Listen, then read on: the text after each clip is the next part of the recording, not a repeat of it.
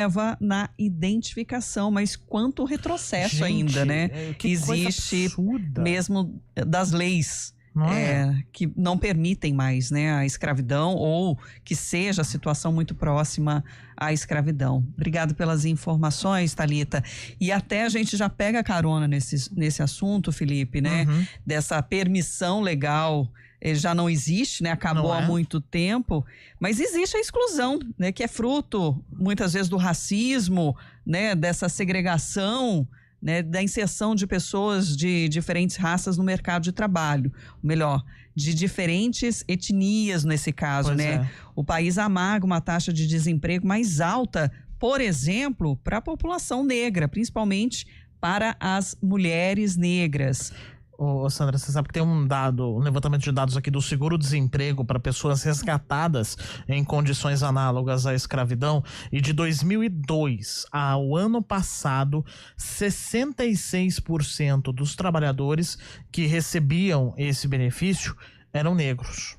É muito, muito grave, é muito latente essa questão da discriminação racial e da discriminação por etnias, né, como a gente tem relatado diariamente aqui na programação, não só aqui na programação local, mas também na programação da Rede CBN. Temos muito a avançar ainda nesse sentido. Porque essa exclusão que impacta aí no mercado de trabalho tem levado pessoas a exercerem atividades precárias e até em condições, né, degradantes, né? Exato. E esses levantamentos que você trouxe aí, né, Felipe, impactam diretamente também sobre a população negra. E hoje, gente, é Dia Internacional contra a Discriminação Racial. E a gente convidou a doutora Adriana Moraes, que é presidente da Comissão da Igualdade Racial da OAB, para trazer um pouco mais de reflexão aqui na nossa programação para os nossos ouvintes.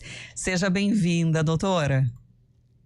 Oi, muito obrigada, gente. Bom dia. Bom dia. É uma satisfação, sempre um prazer estar aqui com vocês para falar um pouco sobre as questões raciais. Nós vamos falar de números ruins, alarmantes, porém a gente tem que pensar com a esperança daqui para frente no combate às desigualdades raciais, para que a gente possa implementar medidas, políticas públicas e privadas para diminuir, né? Porque a gente sabe que as desigualdades elas não acabam, mas elas podem ter menos impacto, gerar menos impacto sobre as populações às quais elas assolam. Então aqui sempre o intuito é permitir que a gente faça uma reflexão para avançar, porque terminar a gente sabe que não vai terminar. Exemplo da mulher, deficientes, infelizmente a gente não termina, a gente diminui os impactos em relação ao que nós já temos. E aí pensando, né, nas empresas e nessas condições que a gente estava até relatando agora, né, que ainda há essas contratações e oferecendo condições precárias para muitos funcionários e principalmente para as minorias, né? Como é que é possível combater essa prática? Tem bons exemplos também, Adriana?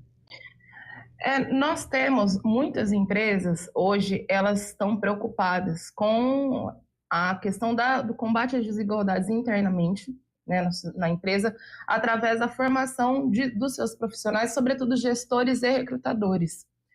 Porque o que acontece no mercado de trabalho como um todo é que a gente ainda tem um pensamento, né, colonial em relação às pessoas negras.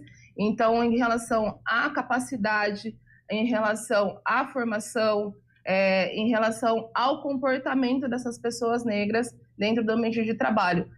Ao mesmo tempo, nós temos comportamentos que são destinados a pessoas negras que são racistas.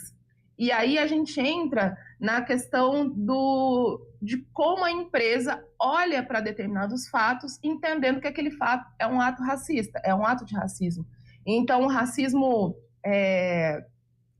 religioso dentro das empresas ele é muito grande, porque uma parcela da população é negra e ainda que não negra, mas que professa religião de matriz africana, e a gente chama de racismo religioso exatamente por essa raiz de matriz africana e por ser de matriz africana, que ela é marginalizada e não tem o seu respeito, essas pessoas não conseguem professar.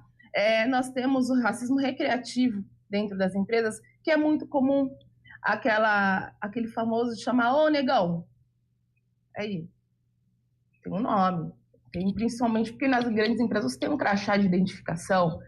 Então, nós temos esse tipo de comportamento, ainda persiste a questão da perseguição e das exigências desproporcionais em relação a funcionários negros e funcionários brancos, por exemplo. Isso piora, essas diferenças se acentuam quando se assolam em relação às mulheres negras, porque tem esse duplo fator discriminatório. Então, esses dois marcadores da diferença, raça e gênero.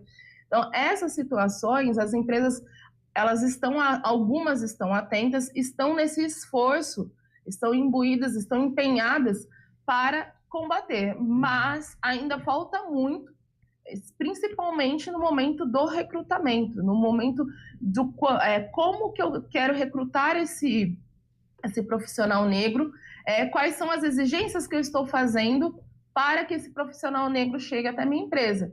Porque, veja, eu vou pedir um gerente de vendas. Vou fazer uma vaga de ação afirmativa para gerente de vendas. Ótimo, quero uma pessoa negra.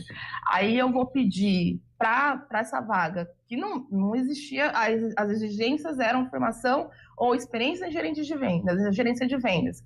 Aí eu vou pedir inglês, vou pedir o mandarim, e aí não vai chegar a pessoa negra. Óbvio que não.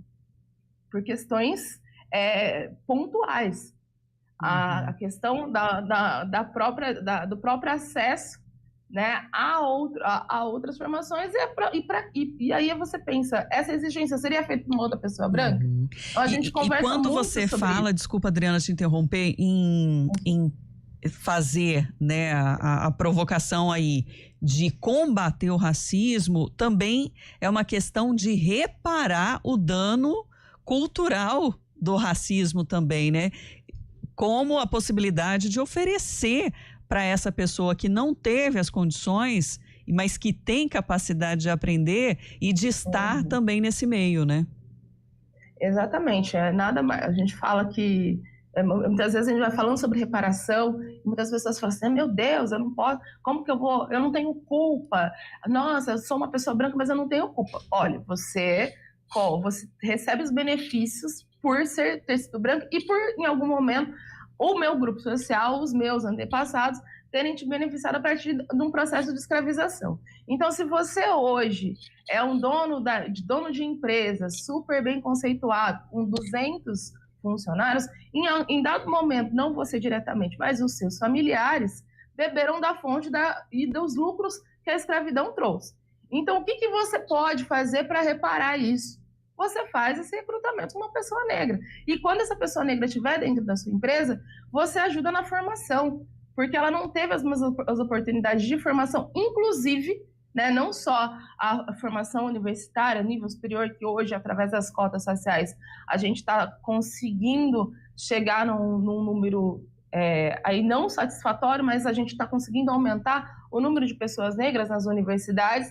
Mas aí, quando essa pessoa negra sai, mesmo com a formação, a gente esbarra, né, nessas questões. Eu entro na empresa, aí eu exijo pós-graduação. Tá? Se a população negra recebe metade do valor que uma pessoa branca receberia, e no caso de uma mulher negra, né, de acordo até com o CERT, a 159% a menos, uma mulher negra recebe 159% a menos que um homem branco, com as mesmas condições de escolaridade, tá? Com a mesma formação e com o mesmo tempo de experiência. Então, dali a gente já começa a ver a discrepância até em relação ao salário que essa pessoa vai receber.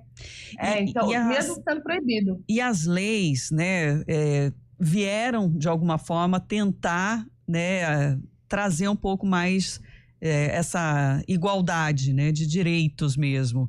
Isso tem gerado algum impacto, Adriana? Sim, a gente observa que a gente vê que as pessoas negras, ainda que em pequeno número nos cargos de liderança, hoje nós somos 55%, 55,8% da população, né, que que estão aí nas grandes empresas, mas 4 só são ocupados por pessoas negras, 4,7% nos cargos de liderança. As pessoas negras só estão ali no percentual de 4,7%. Não é um número expressivo, tem muito aí para avançar, mas a gente já começa a ver que algumas empresas estão empenhadas em colocar essas pessoas negras com formação, ou então permitir dar essa formação para esses homens, mulheres negras, para que elas cheguem, para que elas acessem esses locais de liderança, ou então cargos de relevância, ou tenham altos salários dentro da empresa. O que em muitos casos acontece é que você promove também essa ação afirmativa, mas você precisa dar condições de permanência desse funcionário dentro da empresa. Porque você imagina uma empresa que está acostumada a olhar para aquele indivíduo como um indivíduo que só pode servir, estar em condições de subserviência, e de repente ele é o meu gestor, esse funcionário tem que estar preparado para isso. Ele tem que entender que tem que estar preparado. Então, e muitas vezes ele não está preparado, e aí começam os problemas. Porque aí começam a questão da falta a não obediência à autoridade dessa pessoa, ou então cobranças excessivas por algum diretor. Vamos supor que eu seja um gerente, meu diretor vai cobrar muito mais, então tem que estar preparado até psicologicamente para isso. Então são muitas coisas que envolvem, até para colocar uma pessoa negra dentro desse espaço. A empresa tem que estar preparada como um todo, preparar os seus gestores, recrutadores e a empresa para receber essa pessoa. E o reflexo disso, né, fora também desse ambiente corporativo. Adriana, isso.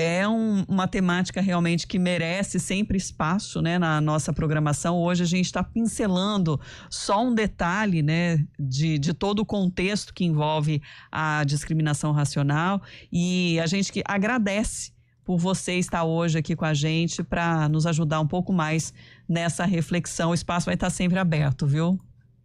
Eu que agradeço a vocês a oportunidade de compartilhar essas reflexões, que são sempre importantes, ainda mais que nós estamos falando aqui de Campinas, que foi a última das cidades brasileiras a acabar com a escravidão. Então, a gente precisa sempre lembrar, e não como formas de ataque, mas em forma de reflexão, para que a gente olhe o nosso entorno e veja os reflexos dessa abolição tardia até hoje, né? Como que as pessoas negras são tratadas dentro da cidade, não só o indivíduo, mas a sua cultura, a sua religião, e quais os espaços que ele tem para poder promover aí a sua cultura. Então a gente precisa pensar nesse sentido, gente. Mas muito obrigada pela oportunidade. Obrigada também por nos ensinar, Adriana. 10h28.